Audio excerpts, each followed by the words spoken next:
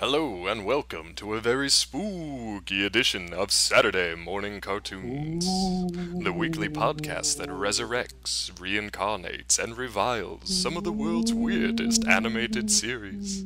Coming to you from deep within the ecto-containment system, I'll be your host, Dave Trumbore. Joining me today from the great beyond, better known as the Scourge of Carpathia, the Sorrow of Moldavia, it's Sean Paul Ellis. How are you, old tyrant? David, I'm doing well. How about you? Oh, feeling real spooky tonight. Feeling a little feral. Completing. Yeah. Oh, hold on. I gotta put my voice back on. I gotta put my spooky voice back on. Hold on. No. Hold on.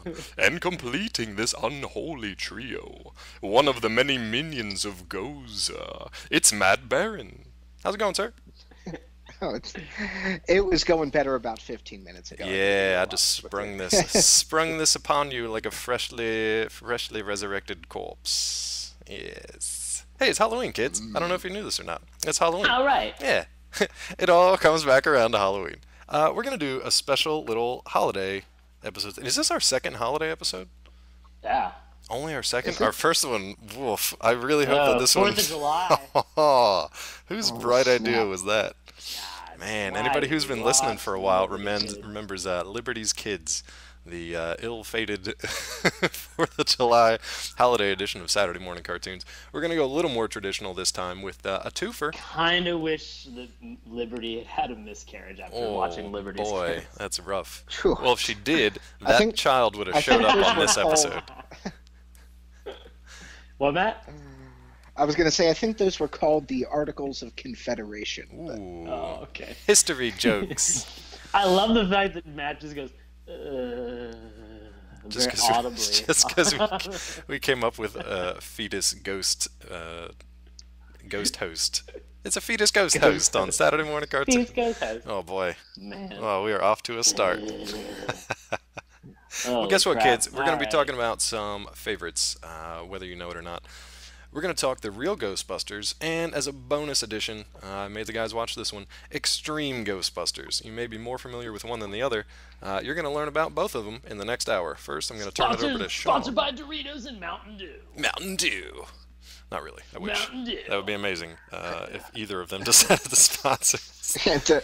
the Red Bull Extreme Ghostbusters tour. Yeah, totally fine with that. I'm totally on board. Perfect. That's what we're fueled by right now, and I'm going to turn it over to Sean. Duly sponsored by GoPro. And Sean's got his GoPro right now, taking us through the history of the Real Ghostbusters. So here we go. I'm a GoPro bro. Here we go. He's a GoPro All buster. Real GoPro Ghostbuster. Oh boy. Ugh. How do we just hit I don't know. this Just on get this? into it. Just Let's just start all over. welcome. Well, all right. Real Ghostbusters, an American animated cartoon series from our friends at Deke. Columbia Pictures, because they own the rights to this. You got it. And Coca-Cola, which Yeah, why I not? think is always kind of fun. Yeah, why not? Coca-Cola. When you've got Coca-Cola money that you can throw around, you can go on and do series forever. Serious anything you want. Yeah. Yeah. So this series ran from 86 to 91. It had like 175 or 176 episodes, right?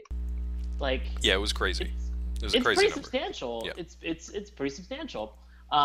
If you're looking for a timeline of events, the Ghostbusters movie came out in 1984. This came out 2 years later, to keep on the coattails of that freshly minted movie. Exactly. They decide that they're just going to come out 2 years later. So, when did Ghostbusters 2 come out?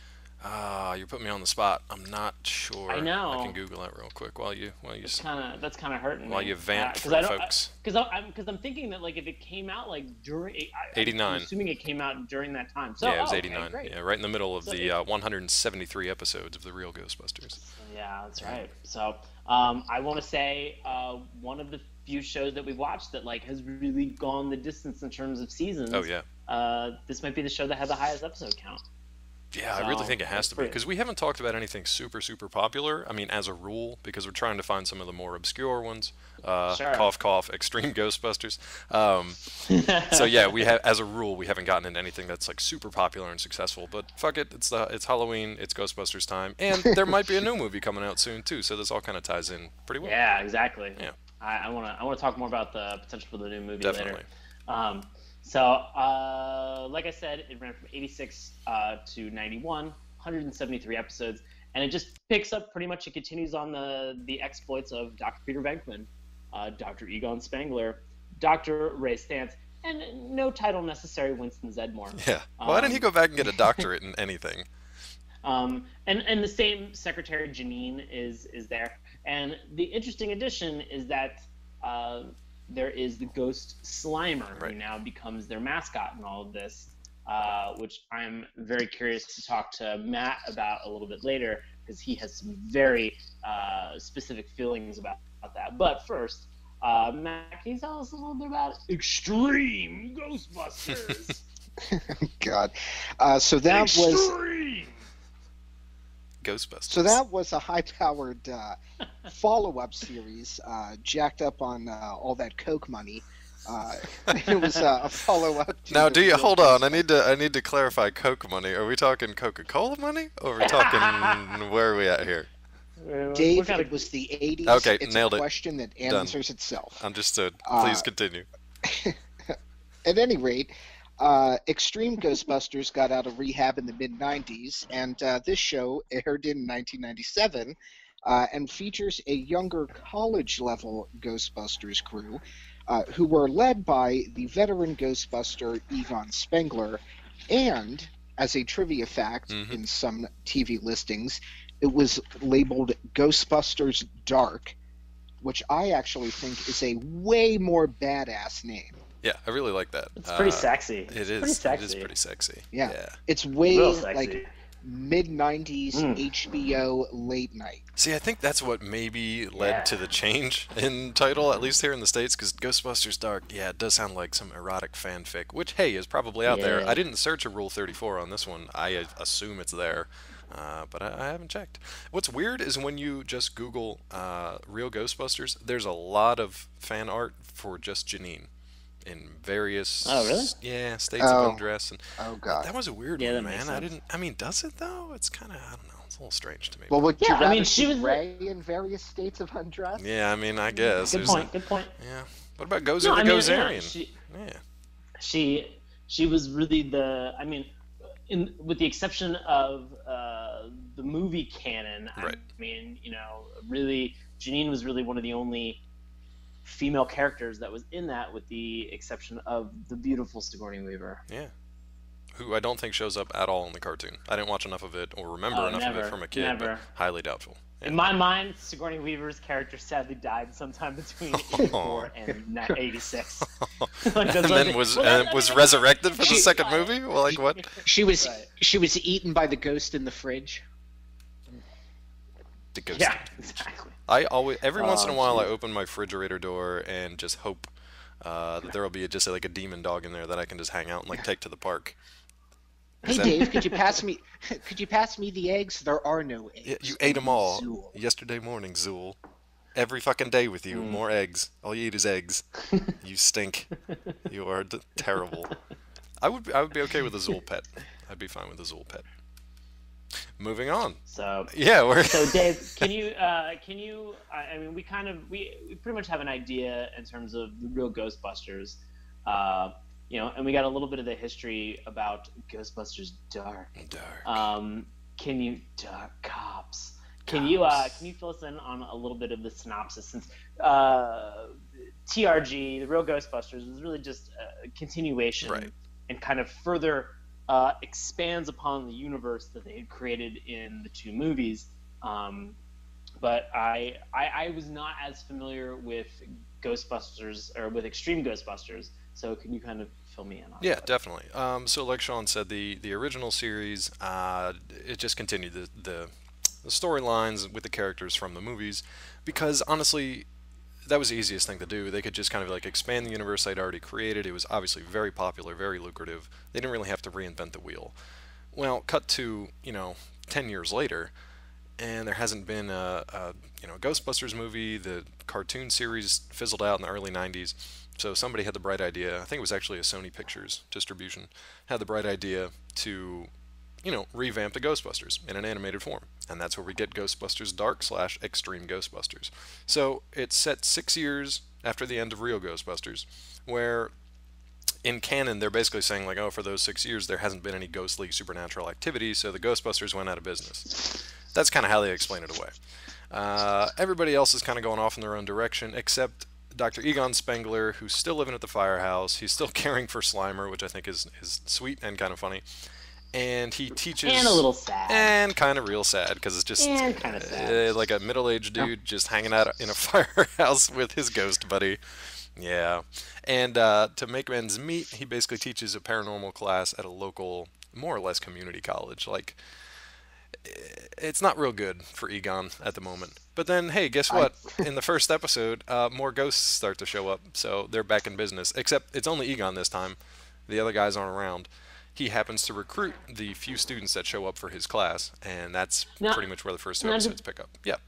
Do they go into like any explanation about what happened to like Stantz or like Zedmore or Venkman? They had some like, I thought they had some like brief commentary on it, but just kind of like side things. Like it was more like, because there's one girl who's like a big fan of Egon and his books and his adventures. The rest of them don't really know about these guys so much. Like they kind of call him like, oh, he's an original Ghostbuster, but that's all they really say. They don't seem to go too much into what the other ones did. So I don't know if they did it just to separate, if they just did it to separate from the other characters so they didn't have to pay like royalties or rights, or if they just wanted to focus in on Egon, because they kept the same, I believe it's the same voice actor in both. I think it's Maurice LaMarche in both. Yeah, it is. So that was kind of cool. They carried him over. Why that was, I have no idea. But they wanted to they basically wanted to pick up every minority group that they could possibly think of in this show. And just cram them into a Ghostbusters outfit, because if you think about it, the original one was just like it's kind of criminal. It's really just so artificial. But I liked it. I liked the characters once I got to know them. But for the first couple of episodes, it's a little grating, just because it's so artificial and so forced. Yeah.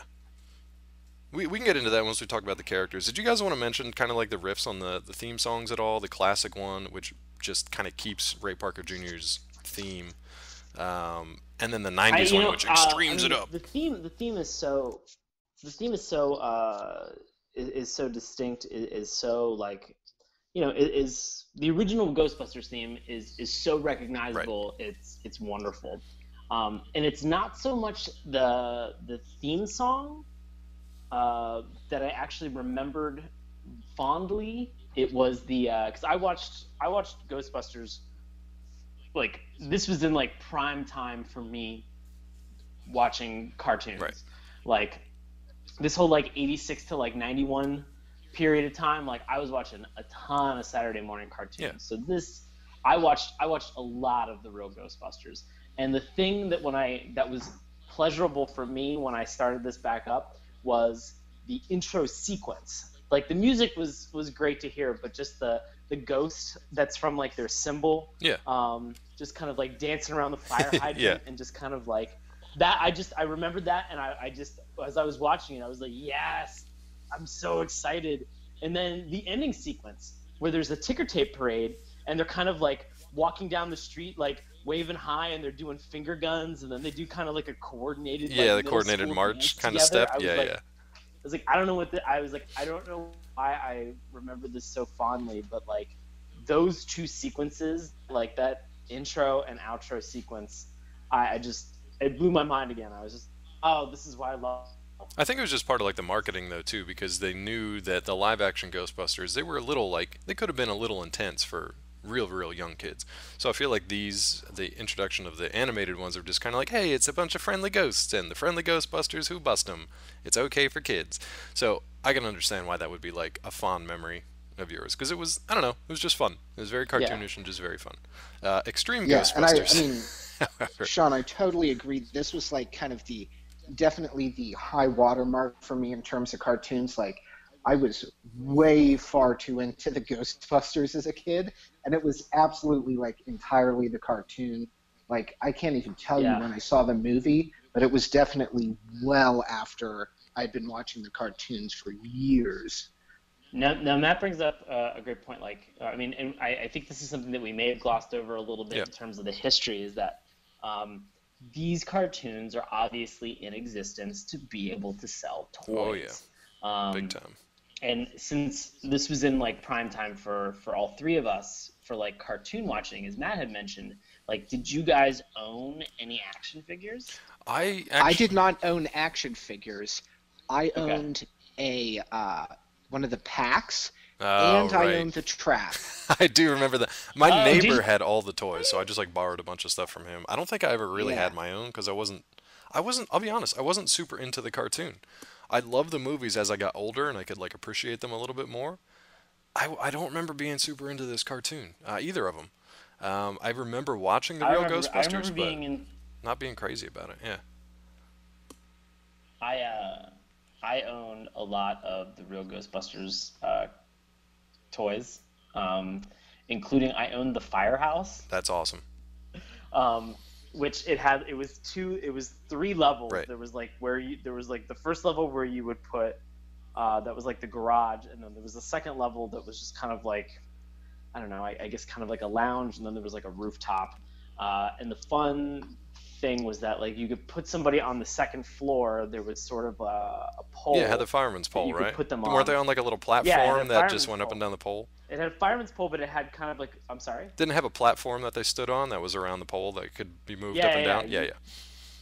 Like how action figures have like that little Yeah, plug that's in like the heel of their feet, exactly. and you would like you'd plug them in, and then you'd hit this release, and it would spin them all the way Yeah. down. You know, for like five Yeah. seconds. Like I thought it was the coolest thing. No, I I definitely loved remember it. that, and I remember Matt mentioned the proton packs, like the full size, almost like a Halloween costume size Hmm. proton pack, and that trap was sweet. Like everybody wanted that. It was basically just a shoebox on an electrical cord, but I mean the thing was awesome. It was a lot of fun. Well, I Yeah. mean, it was actually the one I had was it was the plastic thing that had the doors. The doors glowed in the dark, and this is Ooh, how vividly, like, No. ingrained in my memory this was.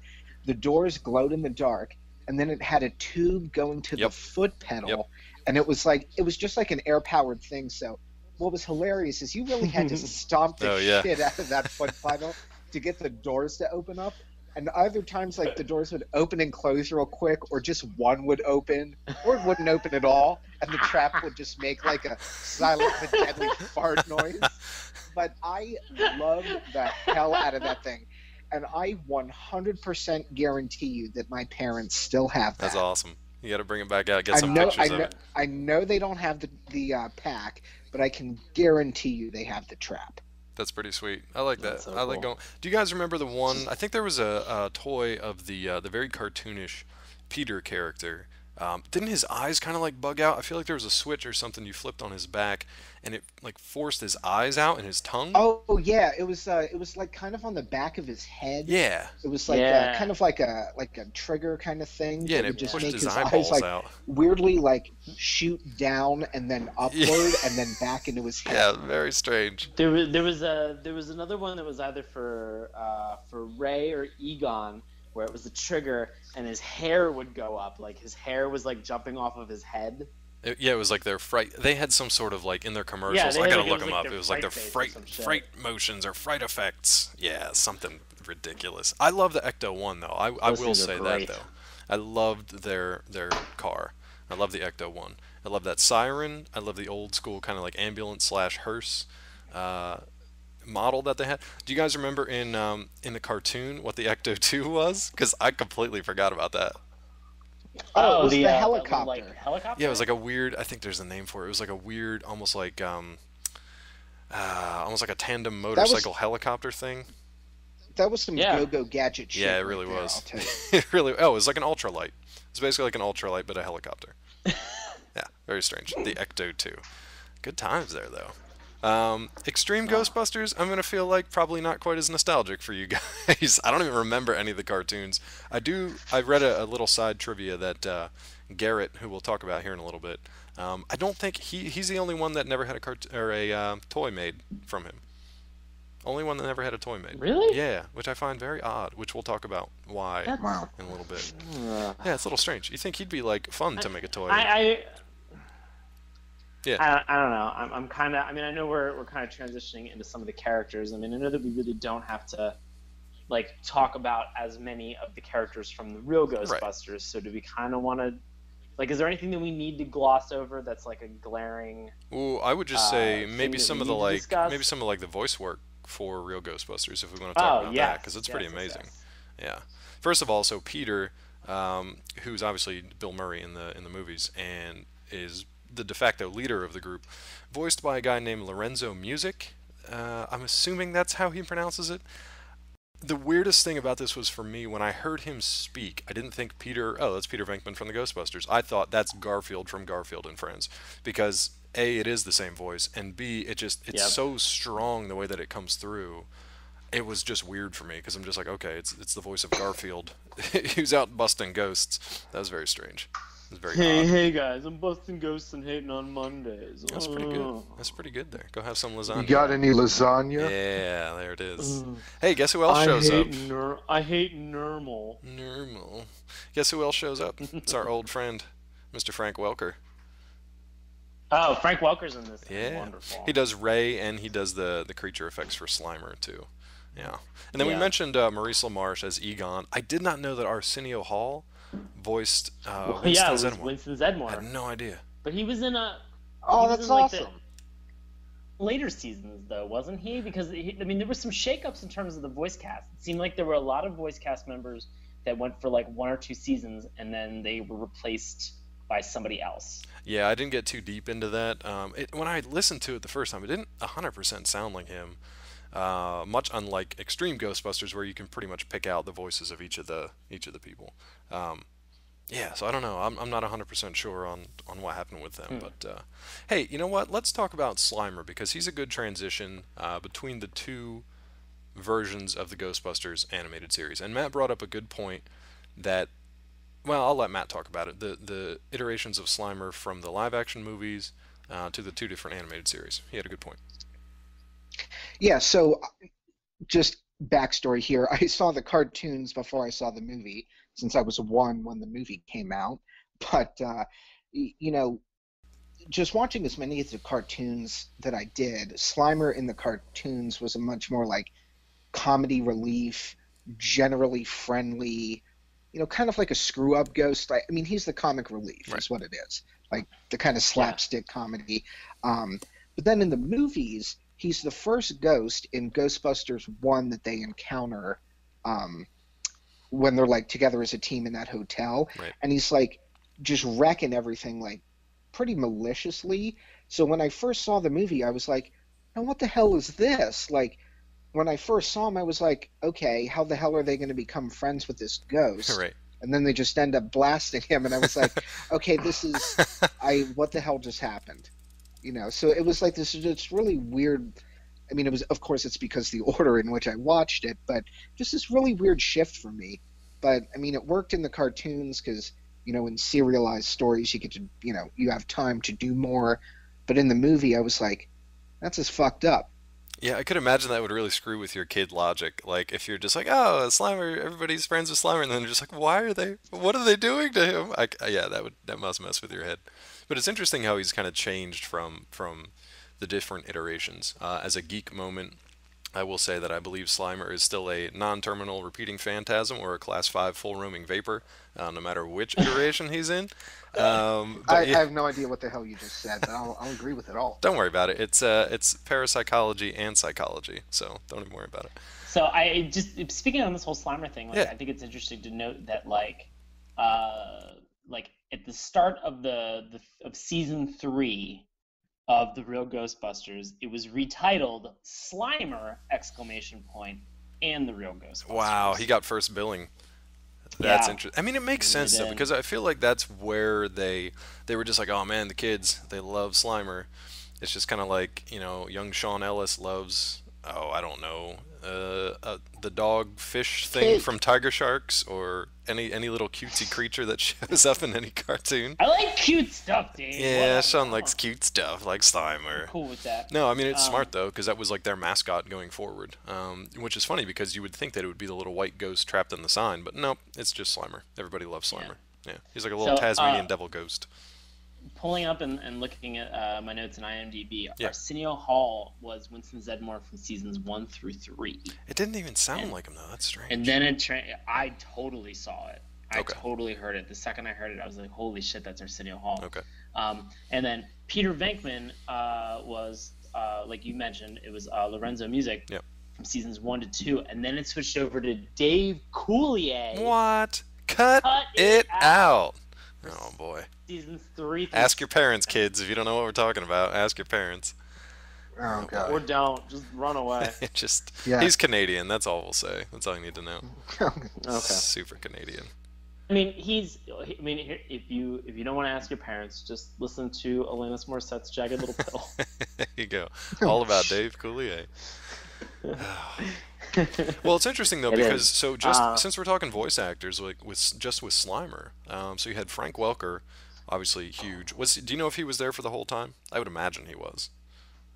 Yeah, Frank Welker was. So yeah. he was there for all those seasons. And then in the Extreme Ghostbusters, those voice effects were done by Billy West, who most people know from Futurama. He's done a ton of other voice acting work.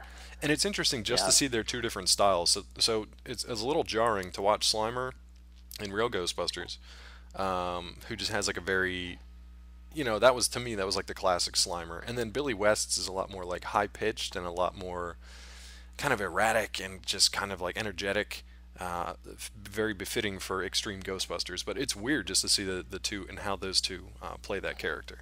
But yeah, he's obviously been popular Well, it's also for a long weird time. too, just in terms of like animation style. Like Yes. Slimer went from having like an overbite to an underbite.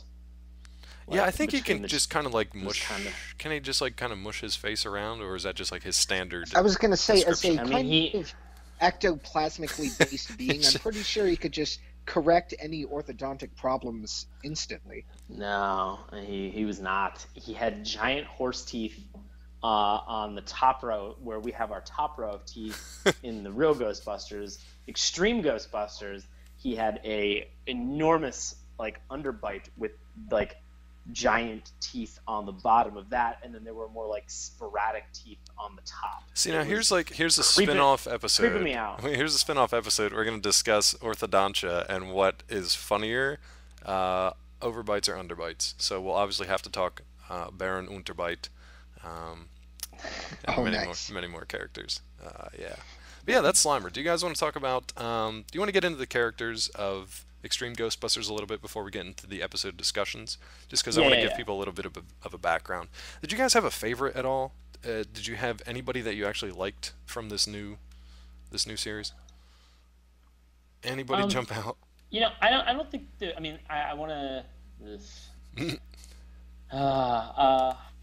Like we said, it was kinda- pretty forced, and we can talk about the different like demographics they tried to cram these characters into. Yeah, I mean. So, I mean, I'll I tell you guess- that I go ahead. Sorry. Go ahead. You were gonna tell us what? All right, fine.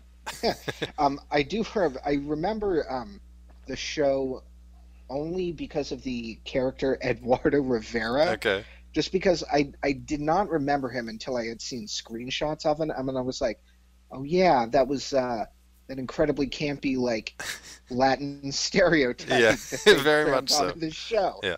And I mean, I cannot remember. I mean, I could not tell you the plot of one episode of that series. He is the only character I remember, and it was his face and the voice, because it was just so stereotypical. He's got. I mean, do you want to describe him a little bit as far as just like his look? Because remember, these are all supposed to be like Yeah. college kids, kind of. Yeah. Yeah, he's got that kind of like, sort of, Latin kind of long face, cutting jaw, really huge hoop gold earring, Right, exactly. and a soul patch.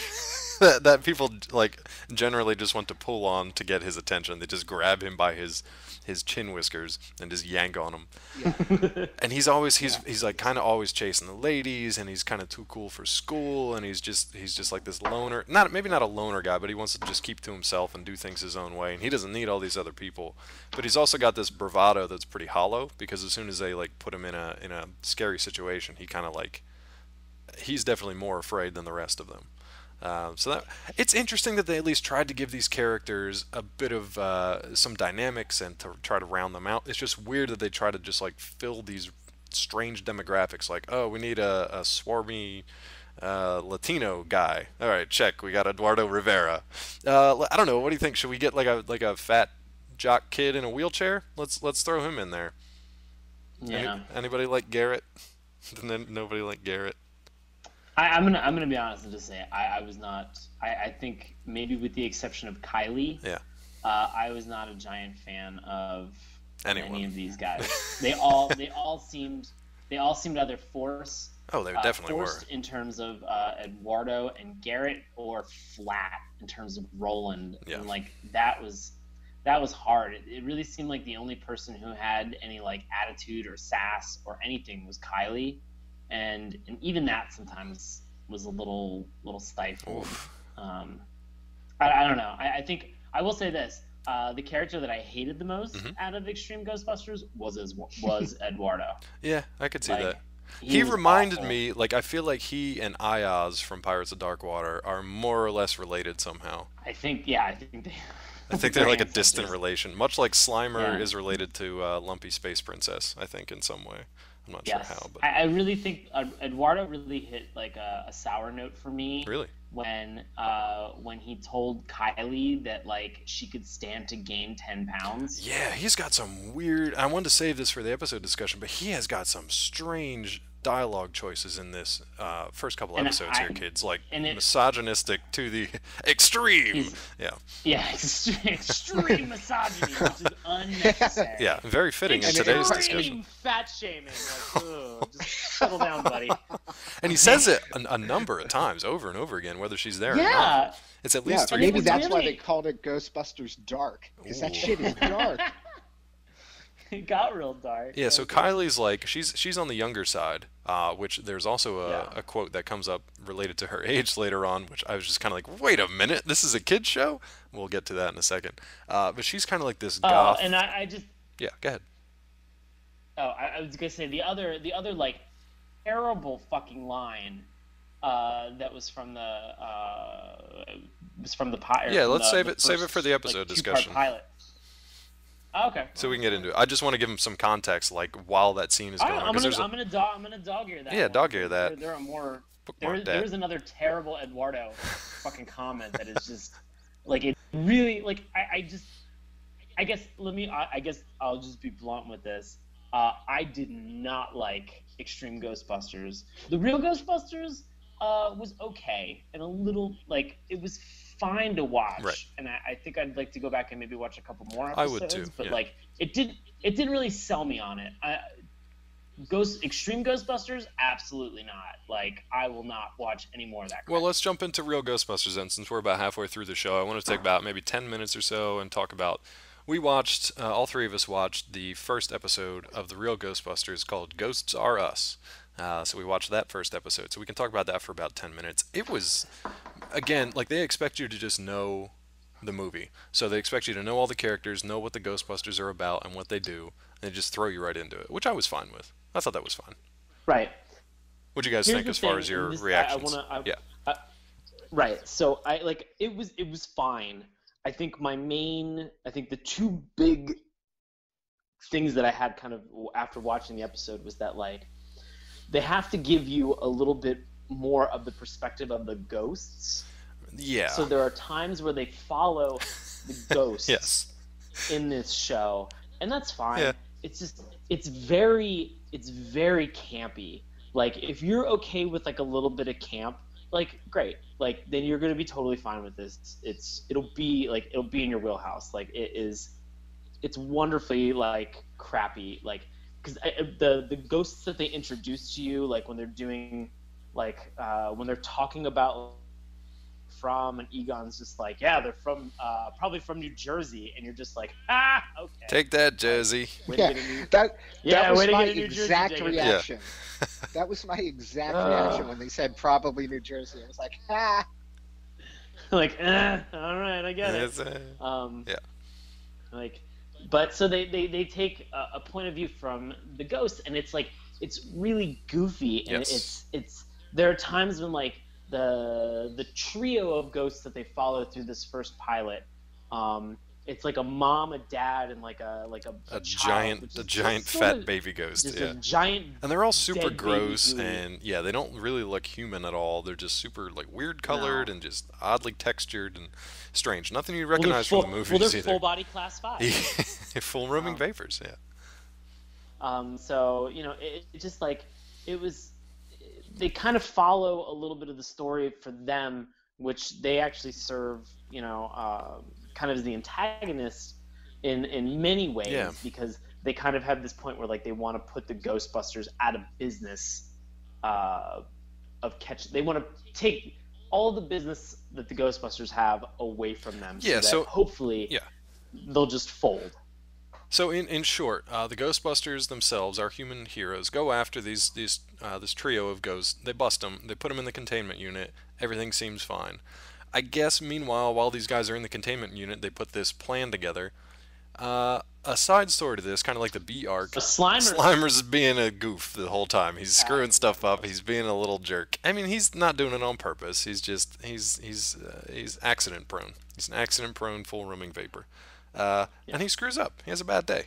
It's Slimer's day out. So you had a bad Oh day. man, so he screws up. He lets these ghosts out of the containment unit.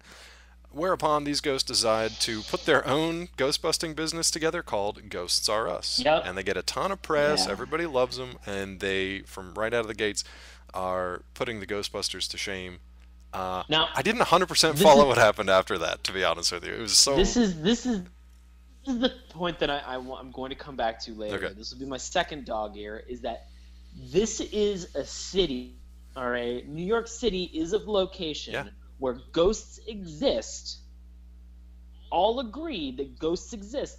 People are celebrating the fact that they exist. Yes. Can we all say yes to that? Oh, I would think yes. Matt, we can all say. We can Yeah. all say. We can all say in the world of this cartoon, ghosts exist. Yep. There's no disputing the fact that ghosts exist. I think we got Well, it. Yep. and maybe not necessarily celebrating, but certainly like Acknowledging. not really. Well, I mean, fazed by. they were out in any factory that they caught the trio in, and they got all the chocolate for free. Like they're on television, like it's publicized. And there's they're hundreds getting of people press. watching these ghosts just wreak havoc on things and watching the Ghostbusters Right. swoop in it. So everybody knows. Everybody you. knows Just- it's a I wanna, it's a I thing. wanna dog ear that when we go back and we talk about Extreme. Okay, Ghostbusters. fair enough. That You shit- forget a lot in 6 years, So- apparently. You forget world-changing events 6 years Yeah. later, as we all know. Tends to happen. No, it's never. pretty much like the entire world destroyed itself and then regrew. Yeah.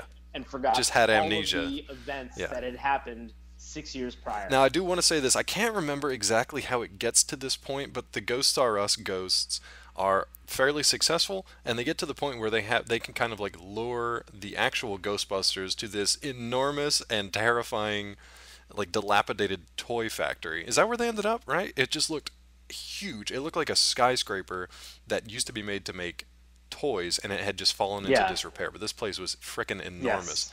And at that point, I was just kind of like, so the ghosts Did are you us zone ghosts. out? Who did I zone out?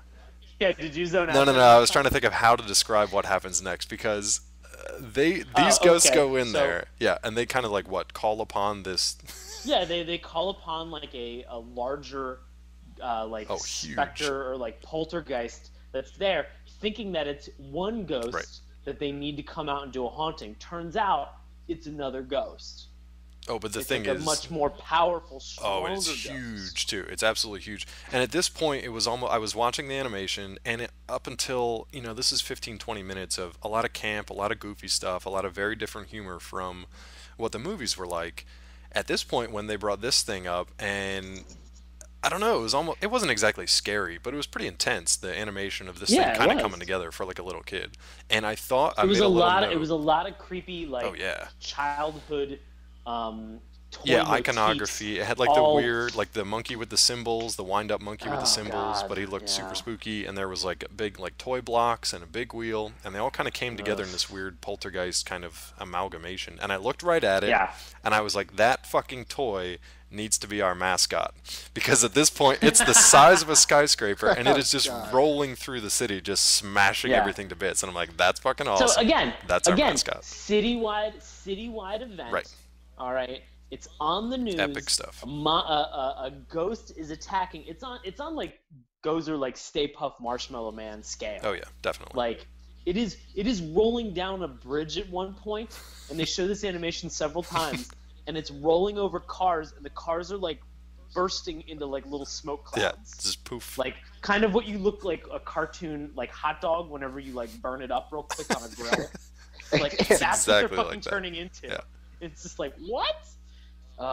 No, but I love that moment. We need to take it one exist. step further. Yeah. We need to take it one step further there, because Do it. the way they get rid of that ghost is by blowing up Ecto 2. Ecto 2 gone. Introduced and gone in the same episode. Yeah, right next to Hired and fired. Right next to the Brooklyn Bridge, I believe it was. Sure. Huge explosion. Was it the Brooklyn Bridge? I believe it was. I got a bridge to sell you. Okay. A huge explosion right next to the bridge. No damage to the bridge. Bridge is totally fine. The water took care of everything. It was all right. Totally fine. But there's a key point. Remember that I said that Slimer's arc in this episode, he's been a goof. He's screwed everything up. He's super, super worried that his best human buddies are going to disown him. Or worse, put him back in the containment unit and never feed him again. Guys, how does Slimer save the day here? Or has he helped out at least? Oh, man. Slimer uses his slime and greases up the sides of the bridge so that as this giant monstrosity is walking towards him, roller skating down the bridge. Yeah.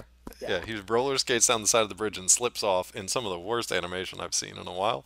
Yeah, that's pretty bad. Yeah, and then they fry the thing. So it was cool. It was fun. I mean, it was definitely aimed at a much younger audience, and obviously it did pretty well because it was on the air for, 6 years, 7 seasons, 173 episodes. 7 seasons. Yeah, pretty good.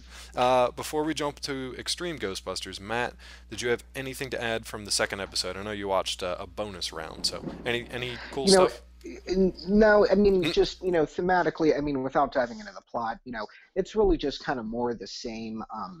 To its plus and its negative, the Real Ghostbusters had a great formula that consisted of not a lot except, marketing the show to kids, selling some toys, and just having something that's, Saturday morning cartoon watchable.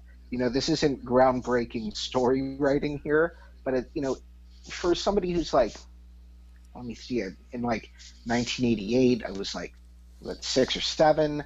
So for somebody who's 6 to 10, it was entertaining. I mean, I definitely, got flashbacks of how fun watching it was. But, I kind of watched, I watched the first 3 episodes of The Real Ghostbusters, and then just kind of watched little 5-minute clips throughout some other episodes in that series. And I swear to God, you could watch the whole first episode and, skip ahead 120 episodes and you get the exact same thing. Oh yeah, I'm sure it was just formulaic, but it was perfect for the late 80s, and especially with the popularity of the movies, it was just, they did a great job.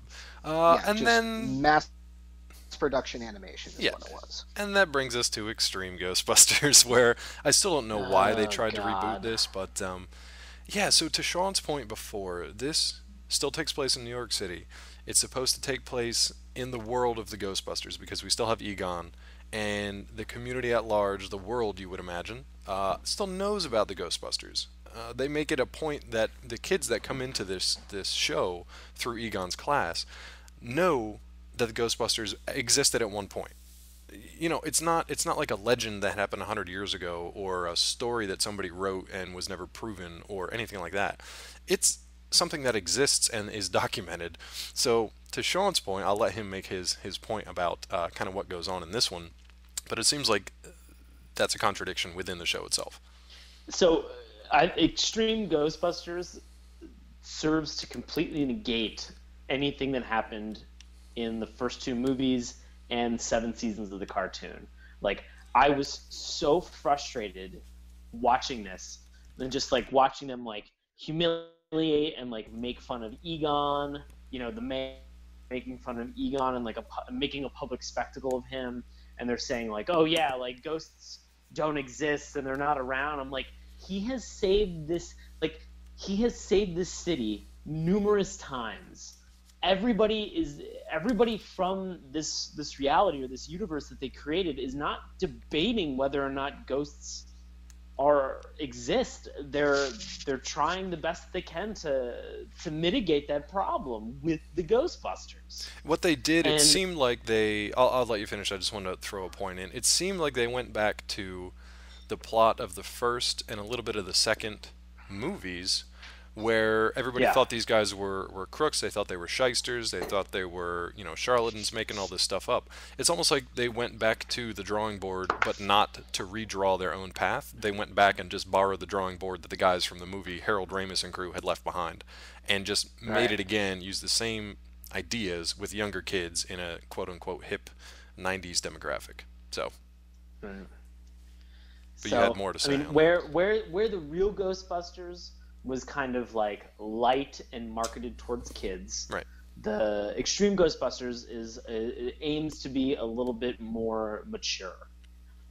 Whereas the ghosts that are in the Real Ghostbusters are kind of silly and campy and ridiculous. It seems like the ghosts that are in Extreme Ghostbusters are very serious.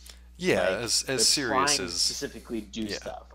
Yeah, they have motives and they have the main characters of the Real Ghostbusters are very like, you know us, we're lovable, we're enjoyable, we have personalities from the movies that are being pretty much mapped directly into the show. The characters that you have in Extreme Ghostbusters are just flat and dull or grating or misogynistic at worst. Just misogynistic or I want to. There is a line. Can I undog ear this right now? Sure, we'll talk about it. Eduardo Rivera. Do you want to give them context though? Because I think we're talking about the same line. So should we give them some context for it, just so they know kind of what the scene is setting up? You're talking about. Sure, okay, sure. So in the beginning of the episode.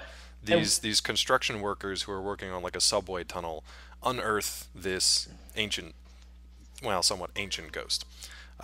She happens, ancient spirit of evil. She happens to be trying to infect people. She needs to find a host in the city, so she's trying to infect people, but they need to be somewhat willing to kind of accept her form into their body. Long story short, one of the aforementioned Extreme Ghostbusters is the only female, aside from Janine, the only female Ghostbuster by the name of Kylie, who's kind of this goth girl who's into the supernatural, ends up being inhabited, possessed. A willing host, more or less, by this spirit. So that obviously leads. She gets duped. We should say she gets duped. She does get duped. She calls it. That's her own fault to begin with. She calls it with a ghost beacon, which is a real thing that they put in this show. A ghost beacon. It's a real new device that we have. So fair enough. It's just a spinny light. That's all it is. Don't have any spinny lights at your house, or all the ghosts will come. But she eventually gets possessed, which of course lead the other guys to come after her, try to save Kylie, and try to get rid of this demon ghost. Now I'll turn it back over to Sean, who's very excited to talk about this one particular line. So there is one point where Kylie is sort of making like an advance towards Eduardo. Kylie as the ghost creature, Yes, and it's Kylie as the ghost being possessed is making a sexual advance towards Eduardo. And Eduardo does not know that she is possessed. So he's kind of into it. He's kind of like, like this might be a thing. So then suddenly, Roland and Garrett roll up. Oh boy! Remember, kids, Garrett's in a wheelchair. He's in a wheelchair. Yep. Oh Lord! So they roll up and they're like, "Get away from her!" To which Eduardo responds, "Why? She's 18. She's over 18. She's legal. She's legal. She's legal. Oh God." The exact quotes go, "Back off, Eduardo. Why? She's legal." And they're like, "She's a ghost." And nobody takes a second. Fucking cringe. Why? She's legal. So. And then he makes a comment about she's like something about like going for me, and that's when he drops the line about like you could stand to gain 10 pounds or something like that. Yeah, and he says something about her later on, just to the guys. He's already. So if their idea was to include somebody of a Hispanic descent, they've Right. already made that person rapey, Terrible. and a fat shamer. Like, what a bag! Like, he is a poor representative for a community that probably loves Ghostbusters in general. I mean, not to mention the fact that like Central and South America has a very rich culture and heritage regarding the dead. Like, and so the fact that like the person that they would use as kind of like a segue to introduce people into this character or this kind of Ghostbuster canon comes off in such a negative way. I was like, fuck this show. Yeah, pretty awful. The rest of them really aren't much better, though. I mean, Roland, we've kind of talked about. Well, when you set the bar that low, Yeah, you don't really have anywhere to go. Well, here's the thing, though. The Real Ghostbusters set it maybe not high, but they at least set a benchmark. Like, hey, here's what we've already got. Let's build on this, not just tear it down and shit all over it. Because, okay, so you've got Winston Zeddemore, who's the only, minority character in Real Ghostbusters. You got 3 white guys. You got a white accountant, you got a white secretary, and then Winston, who I absolutely love Ernie Hudson as Winston in the Ghostbuster movies. Yes. Why? But why do I love him? He was my favorite. I don't love the guy because he's black. I love the guy because he comes in and he's the everyman. He's just kind of like, if there's a steady paycheck in it, I'll do whatever you guys need me to do. He's like, I don't understand this shit. He's got great lines, but he's the everyman. He doesn't have the scientific background. He's not super geeky, super nerdy. He's just doing this as like a blue-collar Ghostbuster kind of work thing. Then they bring and he this... makes it totally approachable. Oh, absolutely. Yeah. And it's God. And then they bring this Roland kid in to do nothing for anyone, pretty much. So he's a black guy on the show. He's got more or less zero personality. We think he's rich because he keeps, talking about, he's got his Mustang outside and he's got this and that and he's going to be a doctor. But he wants. What was the line that they asked him right off the bat? They're like, "Are you here for an easy A?" Oh my And God! Goes, I'm not into rap music. And I was just like, he says it in the whitest way possible. too. Way to juke to the side of a comment that's like about a fucking class, but you had to sort of make it. You had to reach for it. Here's the worst part, though. You had to reach for it. You know the voice actor. You know whose voice actor? Yeah. Yeah. Alfonso Ribeiro. I guess that's how you say his name. Ribeiro. Yeah, it's Carlton Banks from Fresh Prince. Mm-hmm. It's Carlton Banks. So he's already kind of got like the white guy stigma as far as his character work goes. But this guy just has zero personality. I mean, he's smart. He can fix stuff. He's kind of limp-wristed when it comes to the ghost busting. He's not real good with aiming the proton pack. He's a conscientious driver. He's a very conscientious driver. He's just kind of milquetoast. Like he's not interesting. Yeah. And they don't set him up to antagonize or be the antagonist for anybody else in the group. None of them all. It's not one of those things where like, oh, they're all antagonists and it's all a bunch of odd couples and we'll see if they all work it out eventually. It's just kind of like, no, everybody's just kind of terrible in their own way, and they just happen to fall into ghost busting because Egon basically gets the plague and there's no one else around that wants to help. So it's these assholes that have to save the world. Here's the thing I don't understand. Yeah. All right. So Egon on the first day of class. Yes. All right. There are 4 people, and he's just like, that's double the number that I typically have for my class. So you're like, okay, great. I know math. Yeah. He usually only gets 2 people. How are you still teaching? In a giant lecture hall. Right. Okay. Which seems like a poor, a waste of resources. Like an administrative, flaw on that New York College's part of not doing a better job. Hey man, when you're tenured, you can pretty much do whatever you want. Yeah, but here's the other thing. Going back to Sean's point earlier, and he may have been about to make this. On the desk and be like, what are you going to do about it? Yeah, what are you going to do? Sean may have been about to make this point. I'm not sure, but again, we're supposed to be in this world where Egon and the other Ghostbusters are basically just like heroes. I mean, they're just heroes to at least New York, if not the world, over and over and over again. And now nobody wants to come to his class only 6 years later? Yeah. Are you kidding me? I'd be there today.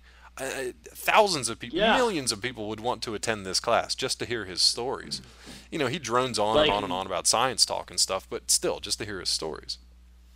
You guys are wonderful, but I'll leave this in a moment if I can become a real Ghostbuster. Dude, even when I was watching the show, I was like, God, we are all so much better than these terrible characters on this show. Like, I'd be there in a second. If they had, there's Clown College. If they had Ghostbuster College, I'd be there. Done. I'll borrow Matt's parents' This proton happens where pack. they're. Oh, Yeah, they let only me have know the how far you get with that. I'm just gonna Yeah. steal it. I can't imagine, like, after going through Ghostbuster College, be like, oh, I got this Ghostbuster College debt. We're just like, ugh. Well, I Like, know how fucking terrible I would know that how be? that And feels. That feels pretty furthermore, awful. I bet you it's only an associate's degree. It's probably a 6-month program. You Probably. get a certificate at the end of it. Certificate. Uh-huh. Yeah, Yeah. exactly. It's like 6 months of classes, 6 months of an externship, and then you're in the real world. Oh God! And then people just Yeah. call you constantly because anytime they ask, like, "Man, I got these ghost problems. Who should I call?" And they're like, "Oh, this guy he's a Ghostbuster. Just totally call him up. Call him up. Who are you gonna I'm call? gonna work with this guy Dave. He's a great Ghostbuster. He's a great You should really give him a Ghostbuster. call. Here's his card. Can you add GB to the end of your name? You know, No. do you, Yeah, please. do you think they're unionized? I mean, God, if I there hope were so. enough of them, if there were ever more than 4 at any one given fucking time in this universe, how do they not Yeah. franchise this? This is the greatest tragedy to strike the Ghostbusters. I'm talking in canon, like we're actually in the show now. The greatest tragedy is that they did not franchise this out, so that there was like an Indianapolis Ghostbuster branch and a Pittsburgh Well- Ghostbuster branch. Yeah. You know, I think, and actually I just thought of this, like, it would seem comically enough that the only place that there are ghosts en masse on Earth is New York City. But also in the movie, remember the building that they were in? I think it was Egon was talking about how, like, the frame of the building was made of some, like, special metal. Oh, that yeah, was yeah. basically like a huge Yeah. magnet. And the for, way like, it the was, occult. yeah, So it was constructed in a Yeah. way that would like summon the ancient spirits or whatever the Yeah. Sumerian So I could, like, gods. Yeah. yeah, I could totally get that. Like, that's why there's so many ghosts, like, from the movie. And I know I just totally read between the lines of, something that is, like, if you explained it in the movie, nobody would care. Everybody would be like, oh, great, move on. But at the same time, it's like, if you're looking at the actual story of it, then it kind of makes sense. Well, they also in the second one was less about like just the population and the history behind it. Now I know a lot of people don't like the second movie nearly as much. I love it. I think it's great. I love it. I just love what they do with it. It's so weird and out there. But that's Them more about and the like slime in the sewers. I was like, that looks exactly like a blast. or the I bathtub, want and to it do was that slime. It was like that emotionally resonant like plasm, whatever they Yeah. call it, ectoplasm. That stuff. It was cool because they used it as like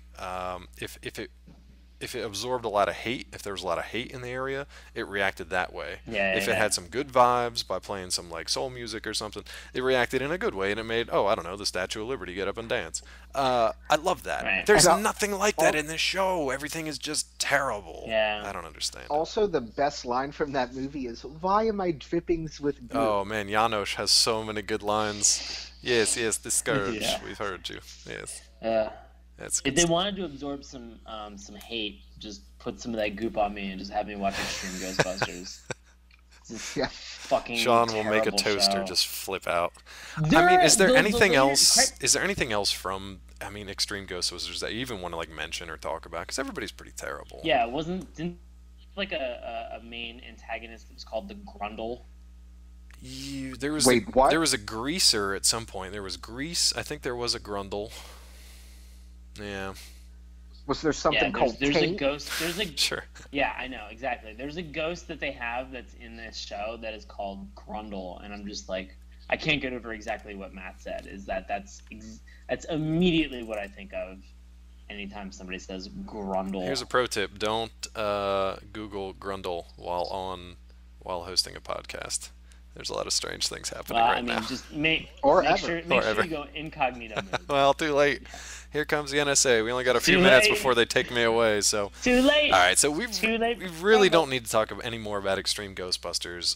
We will do a quick round of recommendations, and then I want to talk briefly about Ghostbusters 3, if we can do that. So, Yeah. Matt, on Real Ghostbusters and Extreme Ghostbusters, give me your recommendations. I would definitely watch Real Ghostbusters.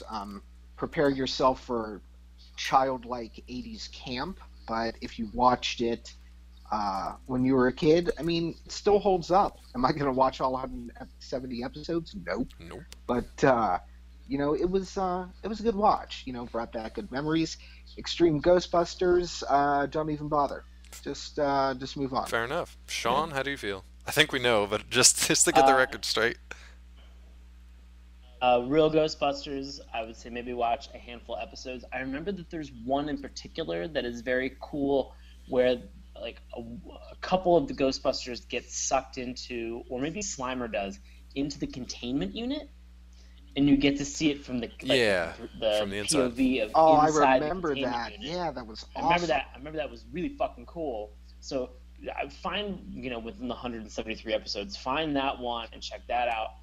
Watch the first one, but like Matt said, ton of camp. Extreme Ghostbusters, just kill yourself. You should be ashamed.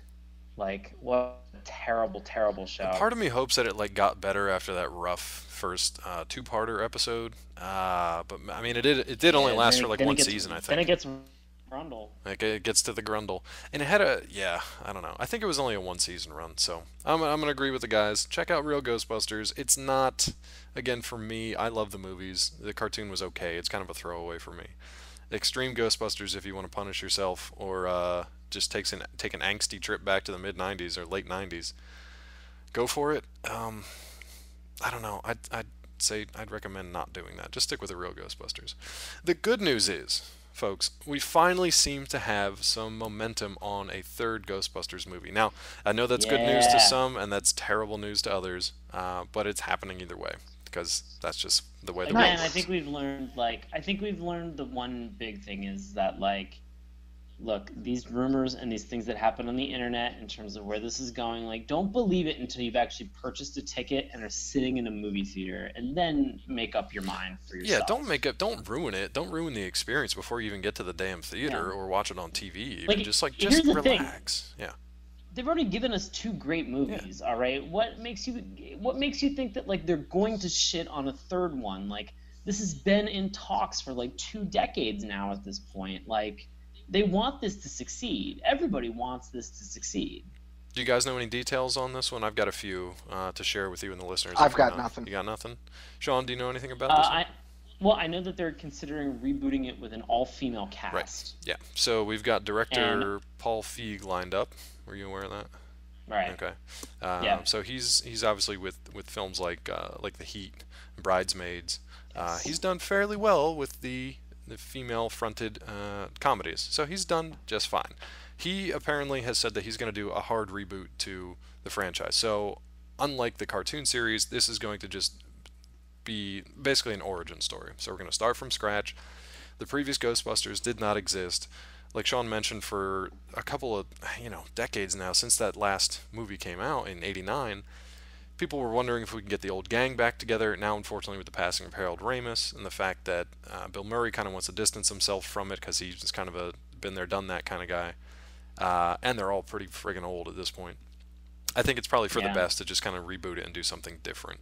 I actually, before I rewatched Extreme Ghostbusters, I thought it would have been kind of cool if they went younger with it and did something similar to what Extreme Ghostbusters was originally intended to be, which was that, the passing of the torch, the carrying on of the ghost-busting tradition and mythology. But if it turns out anything like Extreme Ghostbusters, that would be horrendous. So I'm perfectly fine with a third Ghostbusters, an all-female cast, a hard reboot to this, and just let's see something new. Let's see something different. And in this day and age, 2014, with the movie-making technology that we have, I don't even know what's going to show up on this screen. I think it's going to be fantastic. Because they're definitely going to throw money at it. I think, I've heard some castings or casting choices kicked around for Melissa McCarthy. Yeah, with Paul Feig, she's probably going to be in there. Possibly Anna Faris, possibly Eliza Dushku. I don't care. I really, it's not that I don't care. I will say I do care. But I care to the point where, like, I'm willing to allow this franchise to get rebooted, even if it's a hard reset. That's fine. I think the idea of flipping this and making it an all-female cast, I think that's really cool. I think that's a great idea, and it's something that I think that I'm going to get really excited about when I see it. Yeah, I think it'll be a lot of fun, and I'm anxious to hear more about it as it comes out. it's not one of those things that's super high on my radar, just because Marvel and DC are currently battling it out by releasing 4 billion movies over the next few years. God. Yeah, that's going to be saturated. They have blown up this week. It is crazy. Well, I mean, that happens when you say, like, here's all the movies coming out in the next 5-6 years, and there's 36 of them or whatever it is. But deploy Phase 3, and Phase 3 is like, 10 movies? Yeah, it's pretty ridiculous. We're still in the middle of it. It's amazing. Yeah. Well, anything else on Ghostbusters? Movie, live action, animated, otherwise, toys? Anything else you guys want to share before we wrap up this Halloween holiday edition? I think the final thing is that, like, we recently watched a couple episodes. We watched Pepper Ann, which had a strong female lead, and we watched Aeon Flux from Baron's recommendation. Strong female lead. I'm really enjoying seeing strong female leads lately. So yeah, Ghostbusters 3. I think it's great. Cool stuff. Baron, anything from you from the Ghostbusters franchise you want to share with the folks? Any more toys you remember? No, I mean, well, between the proton pack and the trap, I mean, it's just got one of those like great, nostalgia footholds on my my memory from being a kid. But I mean, it was also like, being so young in the 80s, I don't really exactly remember, other than reading about it, how like huge these movies were. Right. But just to me, this is probably one of the biggest cartoon series that we've reviewed so far that has really kind of consistently stayed in the top 3 for me. Cool. And I'll tell you what, the movies, they definitely stay I don't even want to say relevant. They stay entertaining, and they stay fresh, and they stay fun 20 some odd years later. I plan on watching them again this weekend just because I like to do that around the Halloween holiday, and they're just fun, man. They're just fun to sit there and quote. You find new stuff that maybe you missed on previous watches, and they're just good. So definitely go check them out. I don't even know if they're like streaming anywhere, but just buy them. Do yourself a favor and buy them. Watch them instead of any of the cartoon stuff, because much better. Do you guys have anything coming up that you want to tell the listeners about? Sean, I know you've had some shows recently. Do you have anything coming up in the next few weeks? Ooh, man, I'll have a bunch of shows coming up in the December time frame, All right. But no actual dates. But you can keep apprised of all these by checking out WashingtonImprovTheater.com, which I believe they're revamping the website in the next couple days, so that'll be cool. Very cool. We'll have links up on our show notes to head show you guys over to that location. Hopefully it'll still work once they change the setup of it. Matt, do you have anything coming up in the next few weeks? No, this podcast is all I have. That's all he has to keep him sustained. Aww, buddy, you just won that cool World with that. Series of Dat Baseball. They did it No, all I mean, for you. let me tell you, I was super happy about the Giants winning the World Series, but kind of in the Dark Side Emperor way, I was a little bit more happy about seeing the faces of depressed Kansas City Royal fans. I don't know what that says about me as a person. It says you're into the It was, Schadenfreude. Yeah. You love the They'll never be Schadenfreude. Royals. You'll never be Royals. We're Don't gonna need to edit don't that bring out. that pop. No, do not bring that pop music into this podcast. This isn't a popcast. Get it out of here. I love isn't a Lord. I love podcast. listening to Lord. Get it out of here. As Dave, for what do you me, have going? oh hey Matt, Dave, what are thanks you for up to? asking. Sean, you're terrible. I got a bunch of stuff going on over at Collider.com. I'm reviewing a bunch of the aforementioned comic book shows that are currently all over the TV. So on Mondays we got Gotham, on Tuesdays we got The Flash, Wednesdays we got Arrow, Fridays Constantine, and Sundays The Walking Dead. Doesn't leave me too many days off during the week, but that's just fine. Come on over to Collider.com and check out my recaps each and every week. As far as us Hey, here on the Dave. show, yeah, what's up? Oh, I was gonna say you had a wonderful review in terms of Constantine. That was very fun to read. Yeah. And I'm looking forward to reading your Flash article that you wrote since I just watched the episode this morning. Oh, hey, buddy, thanks. Yeah, Constantine was fun. It was a little bit of a mess as far as editing and stuff went, but it was fun. I think it'll do pretty well, especially following after Grimm on NBC. So, good times. Check that one out. It's different. It's fun. That's about it for me and my plugs. Talking about myself. If you want to find us, Dave, where can we find you on the internet? find me on the internet. Oh, I don't know. Where can we find Saturday Morning Cartoons and yourself and your lovely self? And my lovely self. If you want to find more about the show, you can find us over at SaturdayMourningCartoons.com. Remember, that's morning with a U. if you want to check out our Tumblr page full of wackiness and hopefully a lot of animated Underbite Slimer gifs in the next couple of days or so. I need to find some. Yeah. You can look on our website actually, because on our character guide it ends with a smiling Underbite Slimer gif. So there you go. You did the work for you. I done did it. You did the work for me. And you can find that at SaturdayMorningCartoons.tumblr.com. You can follow us on Twitter at MorningToons. Sean, where can the folks find you on Twitter and Instagram? At Sean Paul Ellis. And Matt, where can the folks find you on social media? Sorry, at Bag of Sandwiches. Bag of Sandwiches. Bag of Sandwiches. You can find me at Dr. Claw MD. If you want to send us an email, please do. We'd love to hear from you over at SaturdayMorningCartoons@gmail.com. As always, we are available on both Apple iTunes and on Stitcher if you prefer the Amazon version to listen to your podcast. So feel free to subscribe over there. We will have links to all those things we just talked about up on our webpage. Guys, guess what? Do you know what episode this is and what episode is coming up? Because I can count man, this sequentially. is a milestone episode. It's big times. It's big times. 25th episode, everyone, is coming up. We're a quarter of the way there. Snap. I don't know where there eventually is, but we're a quarter of the way there. I was going to say, based on your sentence, 100. Yeah, we're going to go 100. Let's go with 100. We're going to do math on next week's episode. No, 25th episode. I'm very excited. We talked about, doing smaller shows as a rule. We're going to break that rule again for the 25th episode. And Matt, I'm going to let you tell the folks what we're going to be talking about, because you kind of already told them last week. So tell them again. What are we watching? Thundercats. Oh, so excited apparently for Thundercats. Yeah, Well, I had this so I had to bring it down. You had this nation as every character in Extreme Ghostbusters. Thundercats. Oh, okay, cool. She's legal. Thundercats. Thundercats are totally legal, you guys. It's gonna be great. You could stand to gain 10 pounds. Oh, terrible. And I don't know how this relates whatsoever to what Sean just said, but we are going to have a very special guest next week as well. So make sure to tune in and listen to our discussion on Thundercats and a little bit of business behind the scenes of Hollywood. See how some of this stuff gets made. So it's going to be a good time. Thank you guys for listening. We wish you a very safe and happy Halloween out there, especially for the youngsters trick-or-treating. Everybody be safe. Have a good time. Eat all that candy. And we will see you next time on Saturday Morning Cartoons. Thanks for listening. We're going to let Sean take us out.